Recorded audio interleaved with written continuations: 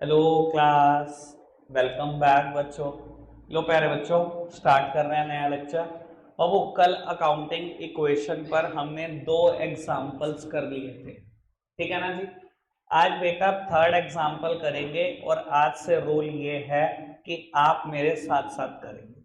कुछ बच्चों ने मेरे को कहा कि कंप्लेन करी कि यार आया नहीं, समझ नहीं आया कि कैसे करते हैं। कुछ नहीं होता, होता है फर्स्ट डे होता है, अब से नहीं होगा, ठीक है जी। अब एक काम करना, सुनना मेरी बात। जैसे ही मैं क्वेश्चन कंप्लीट करूं, मैं अपना फॉर्मेट बनाने लगूंगा, आप अपना। आपको सामने से कोई मतलब नहीं, मुझे आपसे कोई मतलब नहीं, ठीक है जी।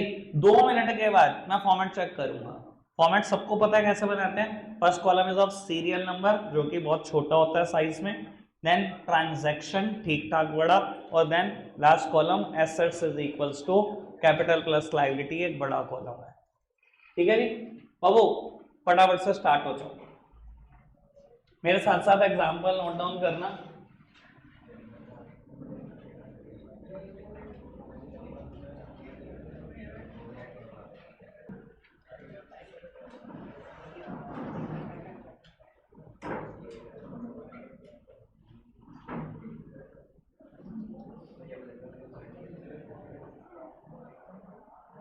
बाबू थोड़ी सी स्पीड बढ़ा लो।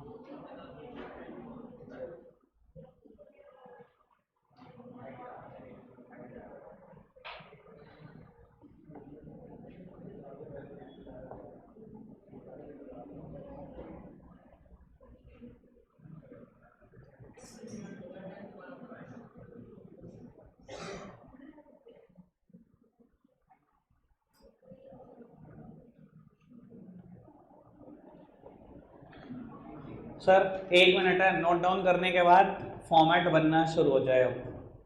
बाबू वैसे तो आपने फॉर्मेट खुद बनाना था, अगर किसी को नहीं पता अकाउंटिंग इक्वेशन का फॉर्मेट कैसा है तो एक बार मैं फिर बता रहा हूं, लेकिन ये लास्ट टाइम होगा, ठीक है जी।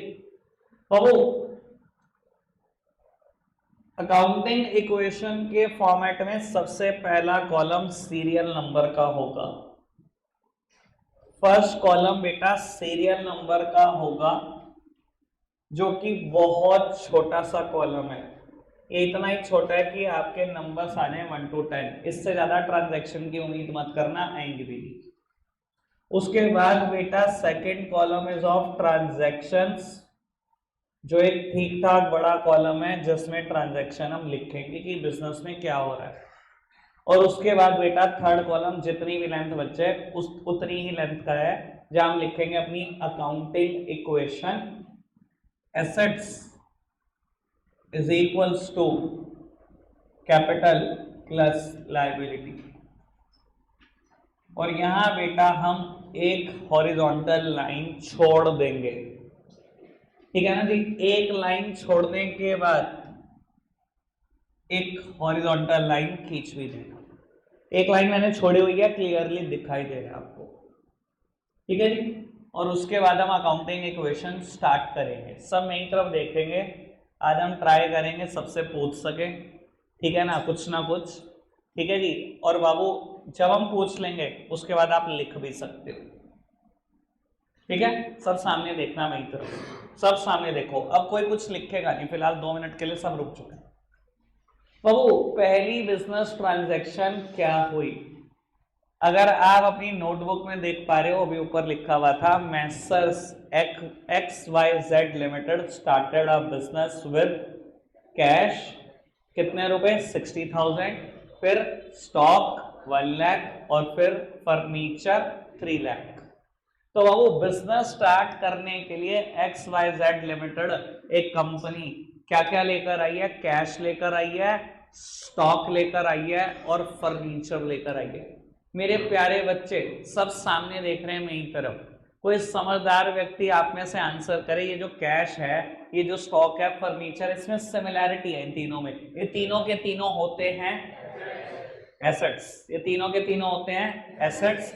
और बिजनेस स्टार्ट करने के लिए आप जो कुछ भी लेकर आते हो हर वो चीज होती है कैपिटल। समझदार को इशारा, काफी समझदार को इम्पैक्ट पता लग गए कहां कहां आएंगे। जिनको नहीं पता लगे वो सामने देखते रहे। बेटा ट्रांजैक्शन में मैं वही लिखूंगा जो ऊपर क्वेश्चन ने मुझे दिया है, Messrs XYZ limited started a business. बाबू कोशिश करा करो एक लाइन में आ जाए, नहीं भी आए कोई टेंशन की बात नहीं है, अगली लाइन भी यूज कर सकते हो। ठीक है जी, कैसे मैंने किया अब कर दी।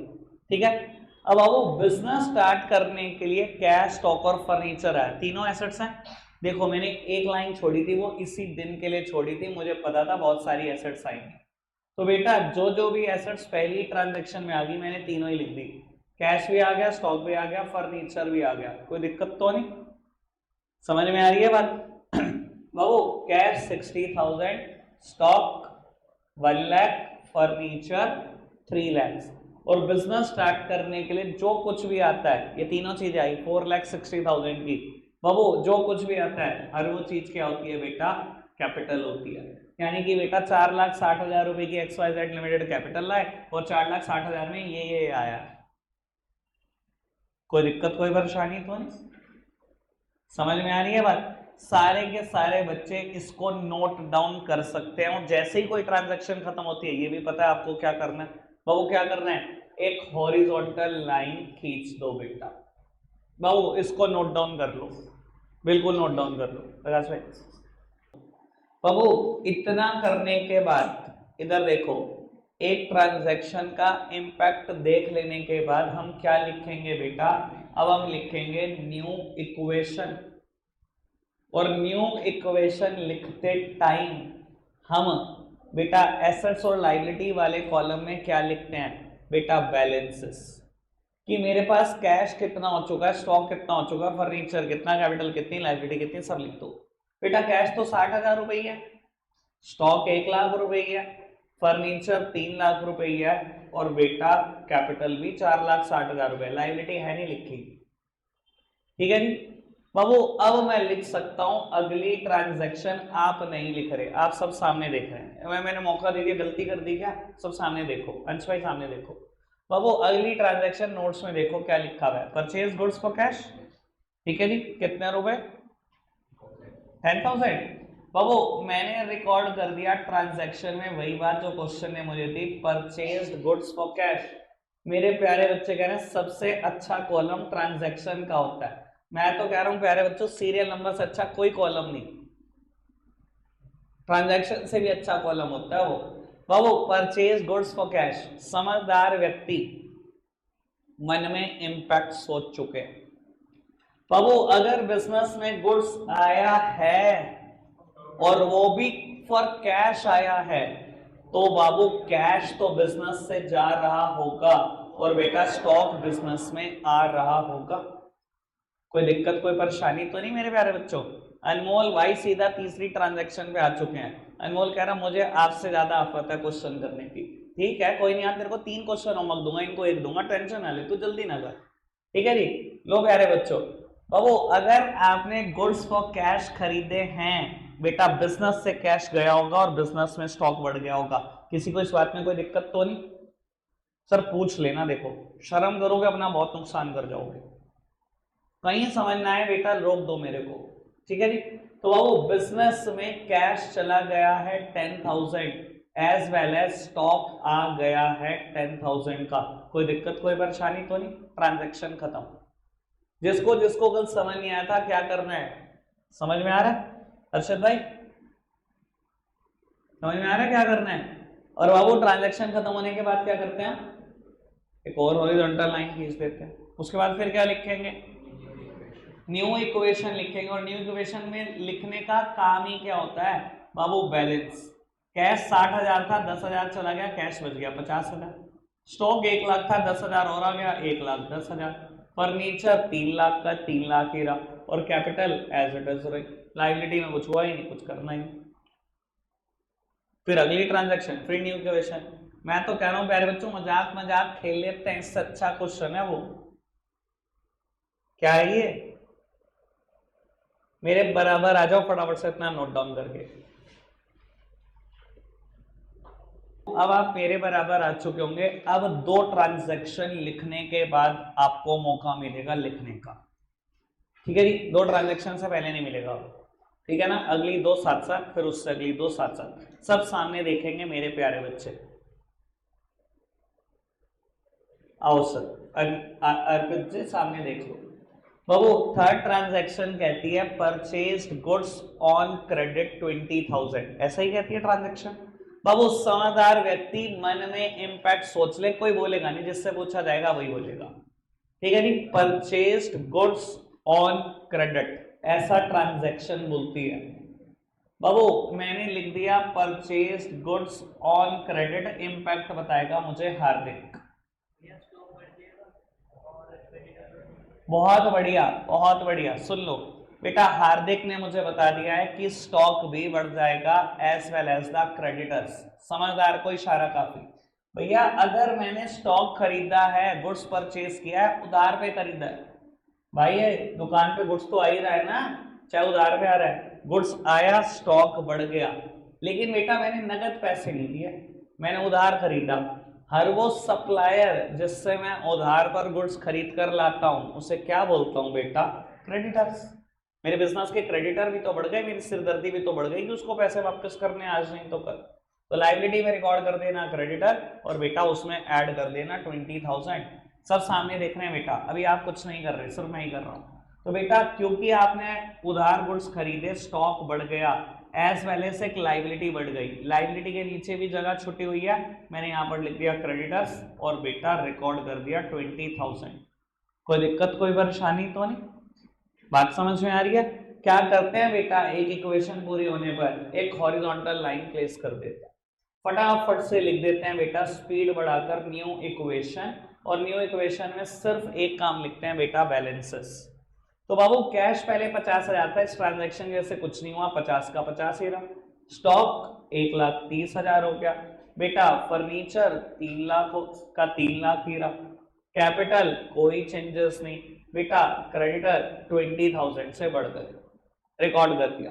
Next transaction is sold goods for cash, यही है ना, 30,000 शायद, ठीक है जी। तो बाबू मैंने फटाफट से रिकॉर्ड कर दिया ट्रांजैक्शन में सोल्ड गुड्स फॉर कैश। आप नहीं लिख रहे मेरे प्यारे बच्चों, मैं मौका दूंगा आपको, पता है मौका दे देता हूँ, पूरा पूरा दिन भी निकल जाता है मौका देने में, पर मैं फिर भी लिखने का टाइम देता हूँ। सोल्ड गुड्स फॉर कैश, मन में सोच लो इम्पैक्ट, क्योंकि नंबर आने वाला है बेटा किसी ना किसी का। गुड्स बेचे हैं कैश के लिए, समझदार को इशारा काफी। आनंदिका क्या कहते हो, इम्पैक्ट कौन सी 2 जगह? बहुत बढ़िया।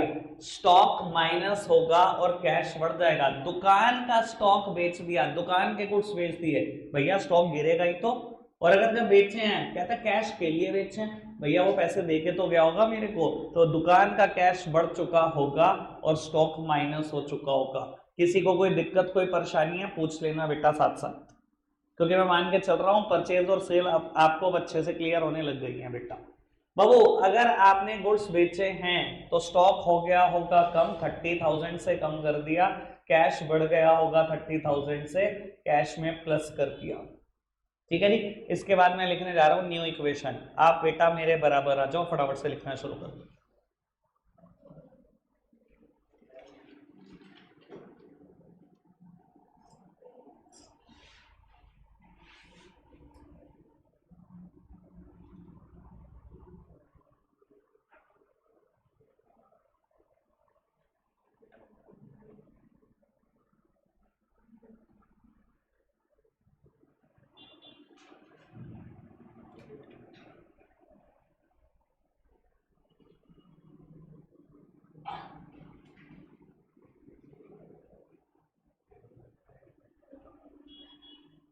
कुछ पूछना है आपके अनमोल? चलो जी नोट डाउन करो। लो जी प्यारे बच्चे सब सामने देख रहे हैं। अगर आप मेरे बराबर आ गए हो अच्छी बात, नहीं आ पाए एक आध स्टेप पीछे हो अभी आ जाओगे, मैं फिर मौका दूंगा लिखने का, टेंशन मत लो। पर मैं ये नहीं चाहता बेटा मेरी स्पीड स्लो हो जाए आपको लिखवाने के चक्कर। आप सामने देखते चलो बाबू। नेक्स्ट बिजनेस ट्रांजैक्शन की चर्चा करते हैं। नेक्स्ट बिजनेस ट्रांजैक्शन कहती थी कि बिजनेस से ड्रॉइंग्स हुई है। कल मैंने एक बात बोली थी जब युवराज ने स्पीच का आंसर किया था कि बेटा जब भी ड्रॉइंग्स होंगी और कभी ये ना बताया हो कि बिजनेस से निकाला क्या है, क्योंकि ड्रॉइंग्स का मतलब होता है विड्रीव फॉर पर्सनल पर्पस, कि पर्सनल पर्पस के लिए कुछ निकला है बिजनेस से, और अगर ये ना बताया कि क्या निकला है तो हमेशा मानना कैश निकला है। याद है मैंने कल ये बात करी थी आप सबसे, सबको याद है? अब आप वो समझदार को इशारा काफी, क्वेश्चन ने कहा ड्रॉइंग्स हुई, ये नहीं बताया कि क्या निकला बिजनेस से, तो क्या निकला होगा? कैश निकला होगा। एक तो कैश कम, और दूसरी बात पूरे बेसिक अकाउंटिंग टर्म में एक ही स्टेटमेंट लिखवाई गई है, भूलना मत, ड्रॉइंग्स रिड्यूसेस कैपिटल। ड्रॉइंग्स की वजह से कैपिटल कम हो जाती है, तो यानी कि दोनों चीजें कम, कैश को भी कर दो कम, कैपिटल को भी कर दो कम। कोई दिक्कत कोई परेशानी तो नहीं मेरे प्यारे बच्चों? बात समझ में आ रही है? तो बेटा ड्रॉइंग्स हुई कितने रुपए की थी बस ये बता दो? 2000 रुपए की। तो बाबू मैंने कर दिया कैश भी कम, मैंने कर दिया कैपिटल भी कम। आप बेटा रिकॉर्डिंग पे अभी ध्यान नहीं दे रहे, आप सिर्फ सामने देख रहे हैं, आप रिकॉर्ड नहीं कर रहे अपने बुक्स में। बाबू मत रिकॉर्ड करो, अगली ट्रांजैक्शन बहुत इंपॉर्टेंट है, पहली बार कराने जा रहा हूं इसलिए कोई जल्दी नहीं है मेरे को, सब सामने देखो बेटा। बाबू मैंने न्यू इक्वेशन लिख दिया, इक्वेशन खत्म करते ही, और न्यू इक्वेशन का काम सिर्फ बैलेंसेस निकलवाना है। 80 माइनस 2000 मैंने रिकॉर्ड कर दिया, स्टॉक पे कोई इंपैक्ट नहीं आया, एज वेल एज फर्नीचर पे भी कोई इंपैक्ट नहीं। बेटा कैपिटल भी कम हो गई है, और बेटा क्रेडिटर्स बेटा इंटैक्ट है, एज इट इज लिखे गए हैं। बाबू लास्ट बिजनेस ट्रांजैक्शन और ये मेरा क्वेश्चन खत्म, कहता है कैश डिपॉजिटेड इनटू बैंक। कहता है बैंक में कैश जमा करा दिया, इससे बड़ा कोई हिंट नहीं हो सकता। मन में सोच लो इंपैक्ट, और उसके बाद बाबू मैं आपसे पूछ लेता हूं, मैंने ट्रांजैक्शन में लिख दिया है कैश डिपॉजिटेड इनटू बैंक, इतने में मैंने आपको टाइम दिया सोचने का, और हिंदी में बोल के बता दिया इस वर्ड का मतलब क्या है। राघव क्या कहता है दिमाग, कौन सी दो जगह पर इंपैक्ट?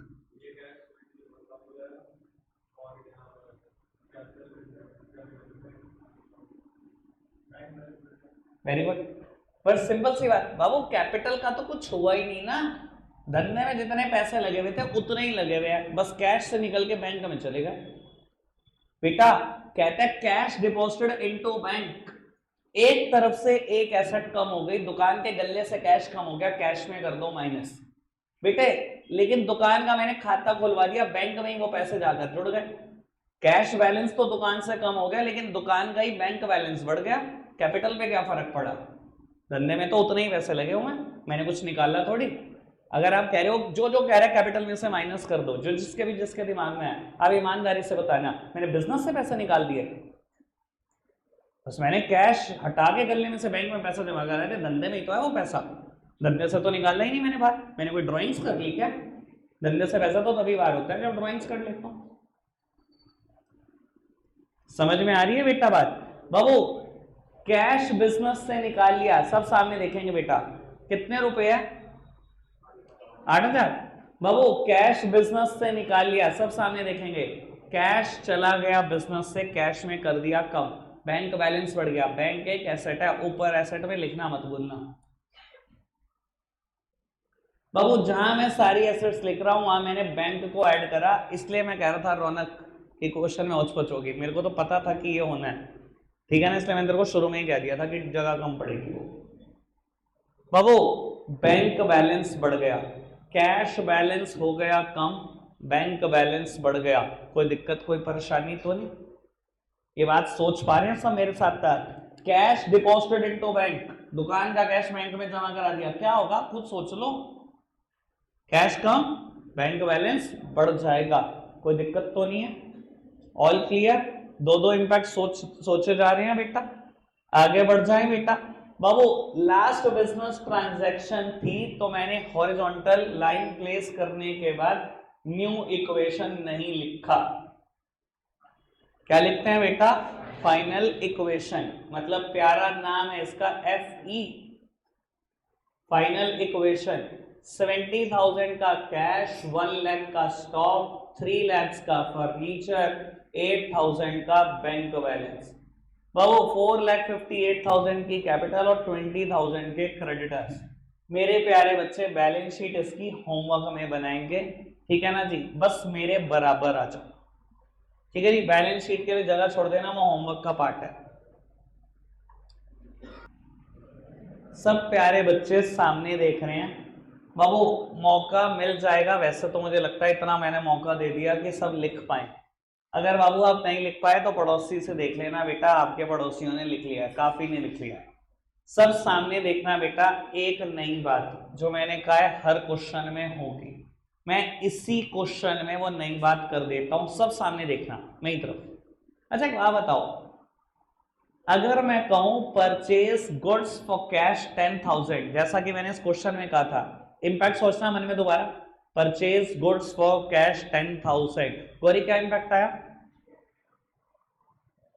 भाई साहब जिसने बोला नाम गौरी रख दूंगा, ध्यान रखना। हाँ जी, परचेज गुड्स फॉर कैश 10,000। और बाबू अगर आपने गुड्स खरीदा है स्टॉक में प्लस और कैश के लिए खरीदा है कैश में माइनस, कोई दिक्कत कोई परेशानी तो नहीं? और अगर मैं कहूं परचेज गुड्स ऑन क्रेडिट 20,000, तो इंपैक्ट एक सिंगल सेकेंड है, मन में सोच लो। Purchase goods on credit, Piyush कहां पर इंपैक्ट आया? स्टॉक बढ़ जाएगा, क्रेडिटर्स भी बढ़ जाएंगे। इधर देखना मेरी तरफ, अगर उधार गुड्स खरीदे हैं स्टॉक तो बढ़ेगा ही बढ़ेगा, पर बेटा पैसे नहीं दिए तो आज नहीं तो कल तो देंगे, तो लाइबिलिटी बढ़ जाएगी। उस लाइबिलिटी का नाम है क्रेडिटर्स। कोई दिक्कत कोई परेशानी तो नहीं? और अगर मैं इकट्ठा कर दूं इन दोनों ट्रांजैक्शन को, एक ही लाइन में कर दूं, तो क्या इंपैक्ट सोच पाओगे? सर सेम इंपैक्ट है, बस इकट्ठा करना है, ठीक है ना? एक मिनट के लिए मेरी तरफ देखो, अभी से टेंशन लेनी शुरू कर, पसीने टपकने शुरू हो गए मेरे प्यारे बच्चों के। कुछ भी नहीं करा भाई मैंने, ये देखो लो, सब सामने देख रहे हैं बेटा। मैं तो कह रहा हूं प्यारे बच्चों थोड़ा हंस के दिखा दो, इतनी टेंशन लेने की जिंदगी में कोई जरूरत है ही, ठीक है ना? इतनी तो टेंशन है भी नहीं जिंदगी में। अकाउंट्स तो बेचारा हल्का सा सब्जेक्ट है, इसको तो फूक मार के उड़ा देंगे हम थोड़े दिन में। चल भाई चल, तेरी तो ऐसी की तैसी। यार ये जो कमेंट करते हो ना यार, ये प्लीज मेरे सामने किया करो यार, ऐसे मजा नहीं आता यार, तुम अकेले अकेले हंसते हो, मैं भी हंसूंगा तुम्हारे साथ। इधर देखना सब मेरे प्यारे बच्चे,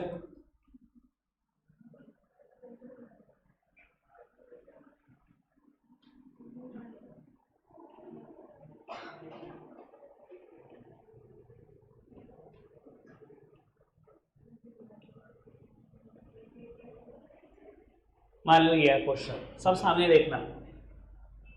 बाबू मैंने एक ही लाइन में एक ही सिंगल ट्रांजैक्शन में ये सब कुछ कर दिया कि आपने गुड्स खरीदा for cash 10,000 and on credit 20,000, एक ही ट्रांजैक्शन में कर दिया। Purchase goods for cash 10,000 and on credit 20,000, सब सामने देखना। सर जो बातें आपने अब अलग अलग सोची थी अब वो इकट्ठे सोचनी है बस, और कुछ भी नहीं हुआ। और अगर आपको लगे कि मेरे से एक बार नहीं सोचा जा रहा तो कोई दिक्कत नहीं, एक रफ पेपर उठा लो, पहले वहां पर लिख लो।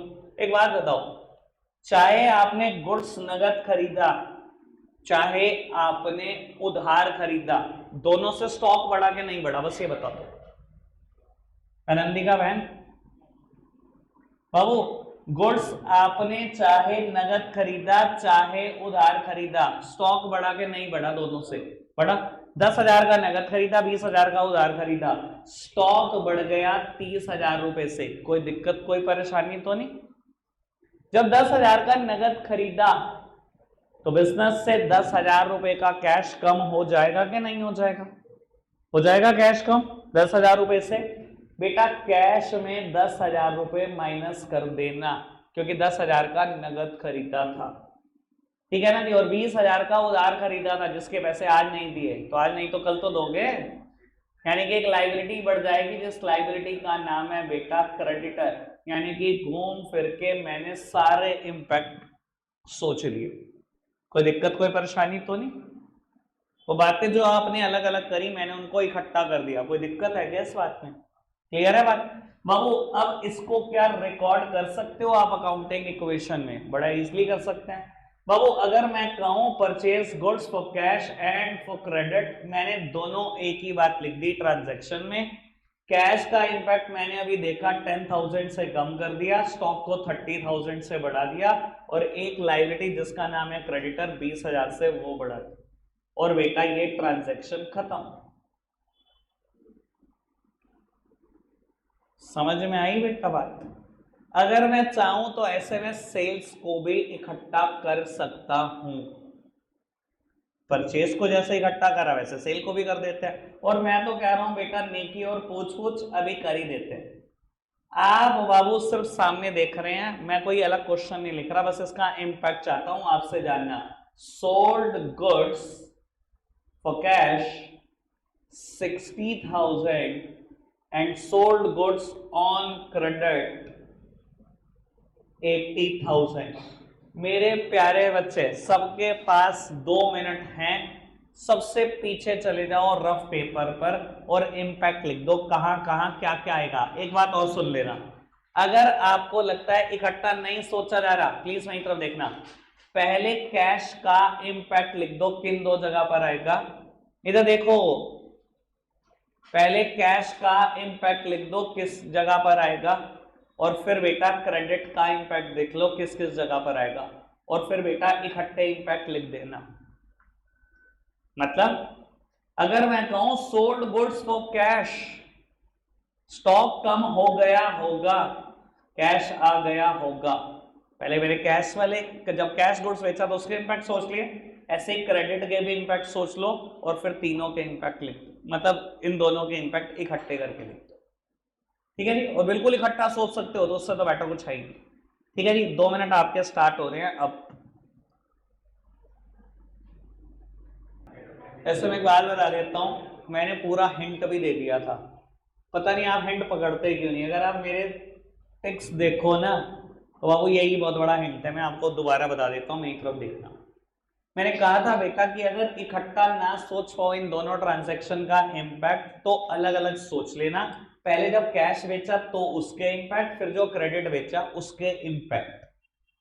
लेकिन फ्यूचर में मैं इकट्ठा ही सोचना सिखाऊंगा, ये तो बस शुरू की सहूलियत है आपको, ठीक है जी। मेरी तरफ देखना बाबू, अगर आपने गुड्स नगद में बेचे हैं, गुड्स दुकान से चले गए, कैश आ गया, ठीक है जी बाबू, कैश आ गया 60,000, स्टॉक चले गए 60,000 के, कोई दिक्कत कोई परेशानी तो नहीं, ये तो कैश सेल का इंपैक्ट है। और अगर मैंने बेटा क्रेडिट सेल्स करी है तो उसके इंपैक्ट क्या है भाई, चाहे उधार में बेचा है, दुकान से गुड्स तो क्या है, स्टॉक चला गया है, लेकिन बेटा एक नई एसेट्स आ गई हैं, उसका नाम है बेटा डेटर्स। हर वो कस्टमर जिसको मैं उधार पर गुड्स बेचता हूं वो क्या होते हैं बेटा, डेटर्स। अब आप देख लो मेरे टेक्स और फिगर्स देख लो, मैंने जानबूझ के ऐसे लगाए थे, आप सोच भी नहीं पाते कि मैं तो पूरा हिंट दे रहा होता हूं। और बेटा अब क्लब कर दो इंपैक्ट, मुझे तो क्लब करके लिखने हैं। तो बेटा स्टॉक 1,40,000 से कम हो गया, कैश आ गया और डेटर आ गया, और मैं तो चाहता था अब इकट्ठा सोचो, मैं एक बार इकट्ठा सोचने के लिए कहता हूं, मेरी तो देखना। देखो बेटा परचेज के लिए भी यही बात है, सेल के लिए भी, इधर देखो, चाहे मैंने गुड्स उधार खरीदे हो चाहे नगद खरीदे हो, अगर मैं कहूं परचेज करा फॉर कैश फॉर क्रेडिट, भाई परचेज से स्टॉक तो बढ़ता ही है ना, जो कैश खरीदा उससे भी स्टॉक बढ़ा दो, जो उधार खरीदा उससे भी स्टॉक बढ़ा दो, बढ़ा दिया स्टॉक। जो कैश खरीदा उससे कैश चला गया, और जो उधार खरीदा उससे एक लायबिलिटी आ गई क्रेडिटर। सेम बात मैं अब डेटर के लिए बोल रहा हूं, इधर सेल्स के लिए बोल रहा हूं, सामने देखना। कहता गुड्स बेचा 60,000 का नगद और 80,000 का उधार, अरे भाई गुड्स कैसे भी बेचा, नगद या उधार, दुकान का स्टॉक तो कम कर ही गया होगा ना, मैंने स्टॉक कम कर दिया, 60 और 80 दोनों मिला दो 1,40,000 रुपए से, कोई दिक्कत तो नहीं। जब नगद बेचा तो दुकान पे पैसे आए, जब नगद बेचा दुकान पे पैसे आए, मैंने कैश बढ़ा दिया, 60,000 का मैंने नगद बेचा था। जब उधार बेचा तब भी तो एक एसेट आई, फ्यूचर में तो पैसे आएंगे, मैंने उस एसेट को बढ़ा दिया, उसका नाम है डेटर्स, खत्म कहानी। इतना अच्छा सोचना है। अकाउंट्स में बेटा मैं कहता हूं सबसे आसान सब्जेक्ट अकाउंट्स होता है, सिर्फ सोचने की बात है। मैं आपको एक बात और भी बता देता हूं बेटा, जब हम 10th क्लास से 11th क्लास में आते हैं ना, हम अपनी ना पुरानी परफॉर्मेंसेस को कैरी करके लेके आते हैं, लेकिन मैं आपको सच बता देता हूं बेटा, धजिया उड़ जाती है पुरानी परफॉर्मेंसेस की। मैंने कई एवरेज स्टूडेंट को टॉपर बनते देखा है क्लास 11th में, और ज्यादातर लड़के बाजी मार लेते हैं। क्यों? क्योंकि वो सोचते बहुत अच्छा है। इनका पता क्या सिस्टम है भाई, सेम कैटेगरी है, हमारा सिस्टम ही एक है भाई, 6 घंटे पागलों की तरह खेलना है। जब तक शरीर थक के ना कहते ना भाई अब तो पढ़ ले, तब तक खेलते ही रहेंगे। और जो बंदा ऐसा होता है ना, उसका इमेजिनेशन बाय डिफॉल्ट बहुत अच्छा होता है। और ये बेचारी क्या करती हैं, सारा दिन 6 घंटे पढ़ती रहती हैं, आखिरी में परसेंटेज हमारे बराबर ही आने।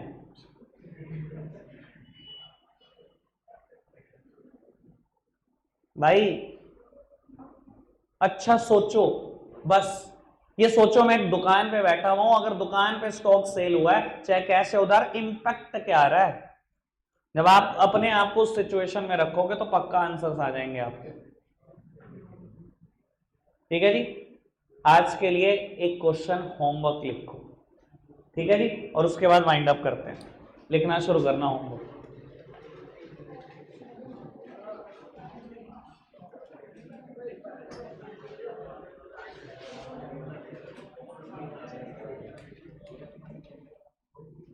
बाबू थोड़ा स्पीड से उतारना, वरना आपका रेस्ट का टाइम निकल जाएगा इसमें।